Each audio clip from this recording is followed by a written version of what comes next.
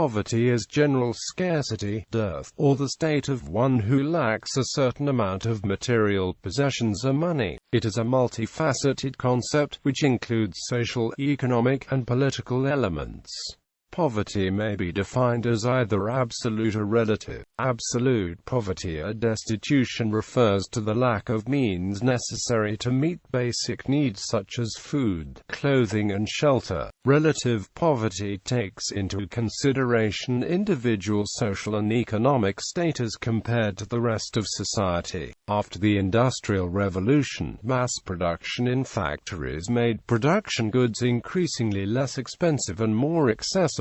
Of more importance is the modernization of agriculture, such as fertilizers, to provide enough yield to feed the population. Responding to basic needs can be restricted by constraints on government's ability to deliver services, such as corruption, tax avoidance, debt and loan conditionalities, and by the brain drain of healthcare and educational professionals. Strategies of increasing income to make basic needs more affordable typically include welfare, economic freedoms, and providing financial services. Poverty reduction is a major goal and issue for many international organizations such as the United Nations and the World Bank. Global prevalence. The World Bank forecasts that 702.1 million people were living in extreme poverty in 2015, down from 1.75 billion in 1990. Of these, about 347.1 million people lived in sub-Saharan Africa and 231.3 million lived in South Asia, according to the World Bank. Between 1990 and 2015, the percentage of the world's population living in extreme poverty fell from 37.1% to 9.6%, falling below 10% for the first time. Nevertheless, given the current economic model, built on GDP, it would take 100 years to bring the world's poorest up to the previous poverty line of $1.25 a day. Extreme poverty is a global challenge. It is observed in all parts of the world, including developed economies. UNICEF estimates half the world's children live in poverty. It has been argued by some academics that the neoliberal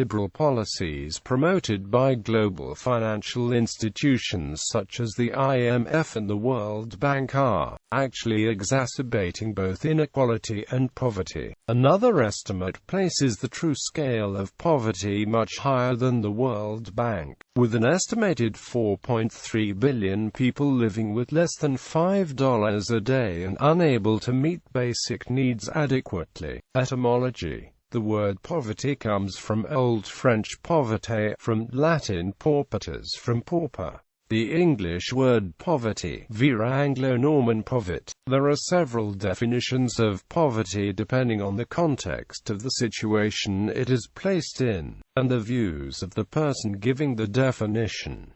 Measuring poverty. Definitions. United Nations. Fundamentally, poverty is the inability of having choices and opportunities, a violation of human dignity. It means lack of basic capacity to participate effectively in society. It means not having enough to feed and clothe the family, not having a school or clinic to go to, not having the land on which to grow one's food or a job to earn one's living, not having access to credit. It means insecurity, powerlessness and exclusion of individuals, households and communities. It means susceptibility to violence, and it often implies living in marginal or fragile environments without access to clean water or sanitation. World Bank. Poverty is pronounced deprivation in well-being and comprises many dimensions. It includes low incomes and the inability to acquire the basic goods and services necessarily for survival with dignity. Poverty also encompasses low levels of health and education, poor access to clean water and sanitation, inadequate physical security, lack of voice,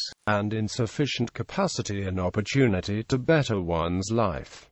Poverty is usually measured as either absolute or relative. In the United Kingdom, the second Cameron ministry came under attack for the redefinition of poverty. Poverty is no longer classified by a family's income, but as to whether a family is in work or not. Considering that 2/3 of people who found work were accepting wages that are below the living wage, this has been criticized by anti-poverty campaigners as an unrealistic view of poverty in the United Kingdom. Absolute poverty refers to a set standard which is consistent over time and between countries. First introduced in 1990, the $a-day poverty line measured absolute poverty by the standards of the world's poorest countries. The World Bank defined the new international poverty line as $1.25 a day in 2008 for 2005. In October 2015, they reset it to $1.90 a day. Absolute poverty, extreme poverty, or abject poverty is a condition characterized by severe deprivation of basic human needs, including food, safe drinking water, sanitation facilities, health, shelter, education and information. It depends not only on income but also in access to services. The term absolute poverty, when used in this fashion, is usually synonymous with extreme poverty. Robert McNamara, the former president of the World Bank, described absolute or extreme poverty as a condition limited by malnutrition, illiteracy, diseased, squalid surroundings, high infant mortality, and low life expectancy as to be beneath any reasonable definition of human decency. Australia is one of the world's wealthier nations. In his article published in Australian Policy Online, Robert Tantin notes that, while this amount is appropriate for third world countries, in Australia, the amount required to meet these basic needs will naturally be much higher because prices of these basic necessities are higher. However, as the amount of wealth required for survival is not the same in all places and time periods, particularly in highly developed countries where few people would fall below the World Bank Group's poverty lines. Countries often develop their own national poverty lines. An absolute poverty line was calculated in Australia for the Henderson Poverty Inquiry in 1973. It was $62.70 a week, which was the disposable income required to support the basic needs of a family of 2 adults and 2 dependent children at the time. This poverty line has been updated regularly by the Melbourne Institute according to increases in average incomes. For a single employed person, it was $391.85 per week in March 2009. In Australia, the OECD poverty would equate to a disposable income of less than $358 per week for a single adult. In 2015, Australia implemented the Individual Deprivation Measure, which addressed gender disparities in poverty. For a few years starting 1990, the World Bank anchored absolute poverty line as $1 per day. This was revised in 1993, and through 2005, absolute poverty was $1.08 a day for all countries on a purchasing power parity basis.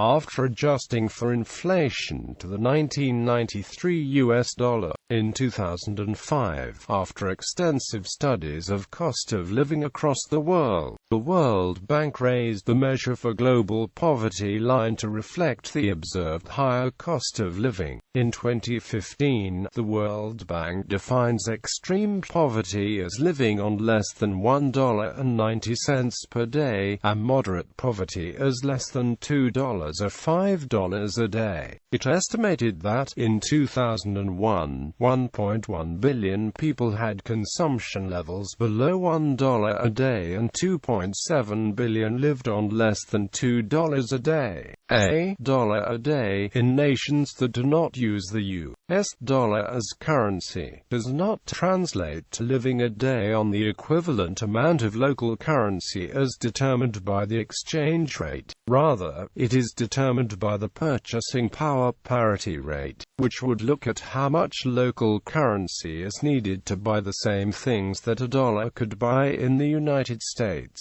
Usually, this would translate to less local currency than the exchange rate in poorer countries, as the United States is a relatively more expensive country. The poverty line threshold of $1.90 per day, as set by the World Bank, is controversial. Each nation has its own threshold for absolute poverty line. In the United States, for example, the absolute poverty line was $15.15 per day in 2010, while in India it was $1 per day, and in China the absolute poverty line was 55 cents per day, each on PPP basis in 2010.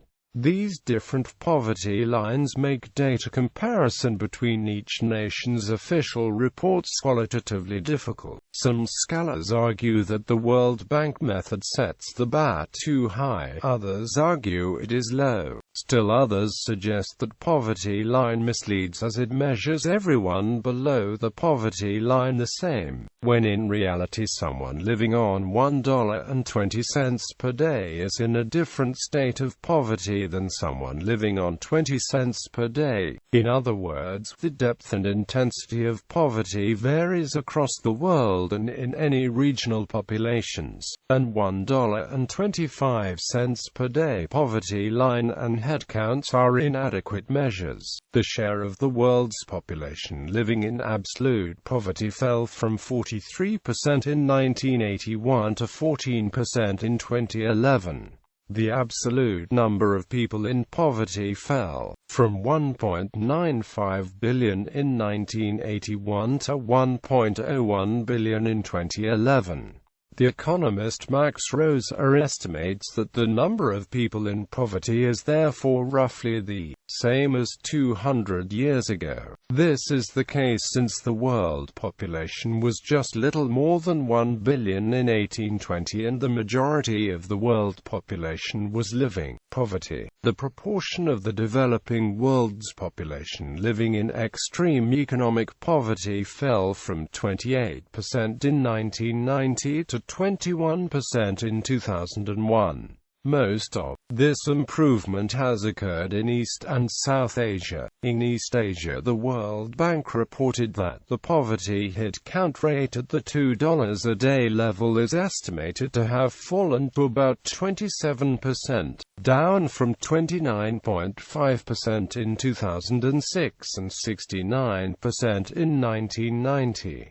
In sub-Saharan Africa, extreme poverty went up from 41% in 1981 to 46% in 2001, which combined with growing population increased the number of people living in extreme poverty from 231 million to 318 million. In the early 1990s, some of the transition economies of Central and Eastern Europe and Central Asia experienced a sharp drop in income. The collapse of the Soviet Union resulted in large declines in GDP per capita of about 30 to 35% between 1990 and the trough year of 1998. As a result, poverty rates also increased, although in subsequent years as per capita incomes recovered, the poverty rate dropped from 31.4% of the population to 19.6%. World Bank data shows that the percentage of the population living in households with consumption or income per person below the poverty line has decreased in each region of the world since 1990, according to Chen and Ravalli. About 1.76 billion people in developing world lived above $1.25 per day and 1.9 billion people lived below $1.25 per day in 1981.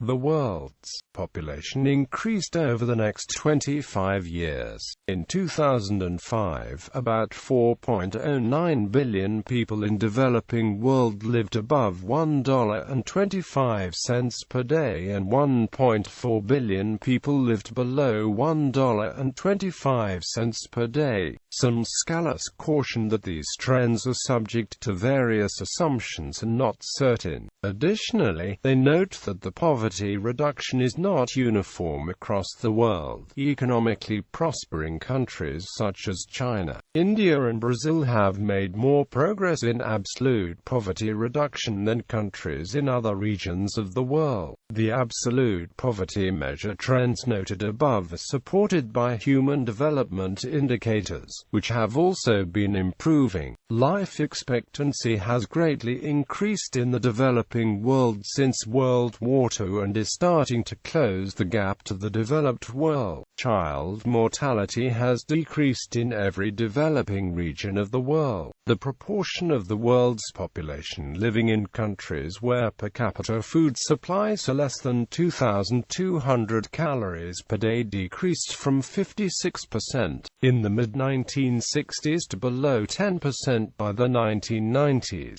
Similar trends can be observed for literacy, access to clean water and electricity, and basic consumer items. Relative poverty views poverty as socially defined and dependent on social context. Hence, relative poverty is a measure of income inequality. Usually, relative poverty is measured as the percentage of the population with income less than some fixed proportion of median income. There are several other different income inequality metrics, for example, the Gini coefficient or the Thal index. Relative poverty is the most useful measure for ascertaining poverty rates in wealthy developed nations. Relative poverty measure is used by the United Nations Development Programme, the United Nations Children's Fund, the Organization for Economic Cooperation and Development, and Canadian Poverty Researchers. In the European Union, the relative poverty measure is the most prominent and most quoted of the EU social inclusion indicators. Relative poverty reflects better the cost of social inclusion and equality of opportunity in a specific time and space.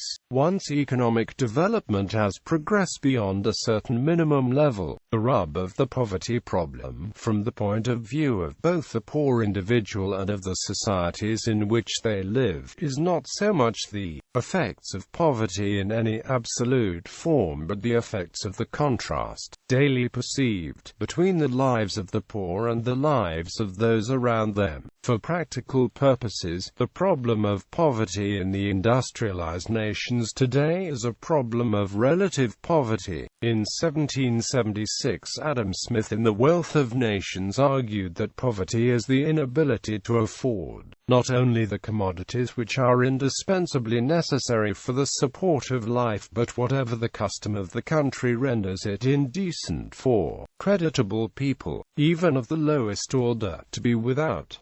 In 1958, J.K. Galbraith argued that people are poverty-stricken when their income, even if adequate for survival, falls markedly behind that of the community. In 1964, in a Joint Committee Economic President's Report in the United States, Republicans endorsed the concept of relative poverty. No objective definition of poverty exists.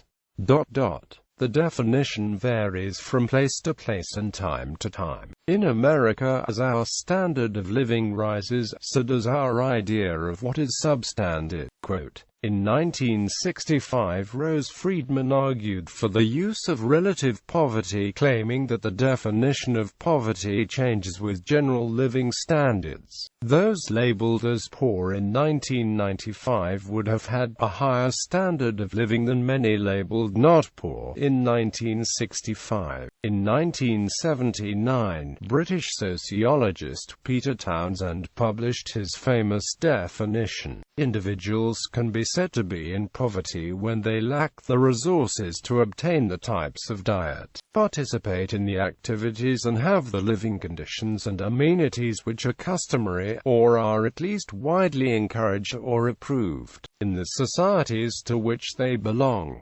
Brian Nolan and Christopher T. Whelan of the Economic and Social Research Institute in Ireland explained that poverty has to be seen in terms of the standard of living of the society in question. Relative poverty measures are used as official poverty rates by the European Union, UNICEF, and the OECD. The main poverty line used in the OECD and the European Union is based on economic distance, a level of income set at 60% of the median household income. Other aspects, economic aspects of poverty, focus on material needs, typically including the necessities of daily living, such as food, clothing, shelter, or safe drinking water. Poverty in this sense may be understood as a condition in which a person or community is lacking in the basic needs for a minimum standard of well-being in life, particularly as a result of a persistent lack of income. The increase in poverty runs parallel sides with unemployment, hunger, and higher crime rate. Analysis of social aspects of poverty links conditions of scarcity to aspects of the distribution of resources and power in a society and recognizes that poverty may be a function of the diminished capability of people to live the kinds of life they value. The social aspects of poverty may include lack of access to information, education, health care, or political power. Poverty levels are snapshot pictures in time that omits the transitional dynamics between levels. Mobility statistics supply additional information about the fraction who leave the poverty level. For example, one study finds that in a 16-year period only 5% of those in the lower fifth of the income level were still at that level, while 95%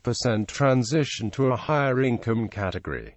Poverty levels can remain the same while those who rise out of poverty are replaced by others. The transient poor and chronic poor differ in each society.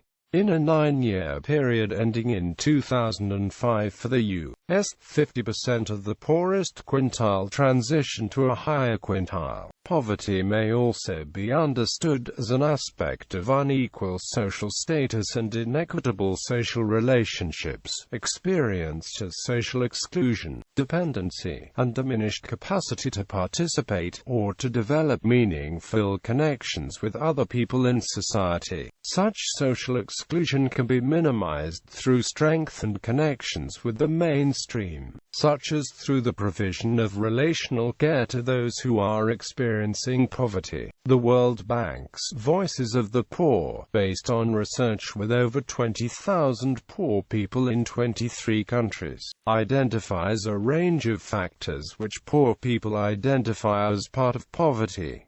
These include abuse by those in power, disempowering institutions, excluded locations, gender relationships, lack of security, limited capabilities, physical limitations, precarious livelihoods, problems in social relationships, weak community organizations, discrimination. David Moore, in his book The World Bank, argues that some analysis of poverty reflect pejorative, sometimes racial, stereotypes of impoverished people as powerless victims and passive recipients of aid programs. Ultra-poverty, a term apparently coined by Michael Lipton, connotes being amongst poorest of the poor in low-income countries. Lipton defined ultra-poverty as receiving less than 80% of minimum caloric intake whilst spending more than 80% of income on food. Alternatively, a 2007 report issued by International Food Policy Research Institute defined ultra-poverty as living on less than 54 cents per day. Asset poverty is an economic and social condition that is more persistent and prevalent than income poverty. It can be defined as a household's inability to access wealth resources that is sufficient enough to provide for basic needs for a period of 3 months. Basic needs refer to the minimum standards for consumption and acceptable needs. Wealth resources consist of home ownership, other real estate, net value of farm and business assets, stocks, checking and savings accounts, and other savings. Wealth is measured in 3 forms: net worth minus home equity, and liquid assets. Net worth consists of all the aspects mentioned above. Net worth minus home equity is the same except it does not include home ownership in asset calculations. Liquid assets are resources that are readily available such as cash, checking and savings accounts, stocks, and other sources of savings. There are 2 types of assets: tangible and intangible. Tangible assets most closely resemble liquid assets in that they include stocks, bonds, property, natural resources, and hard assets not in the form of real estate. Intangible assets are simply the access to credit, social capital, cultural capital, political capital, and human capital.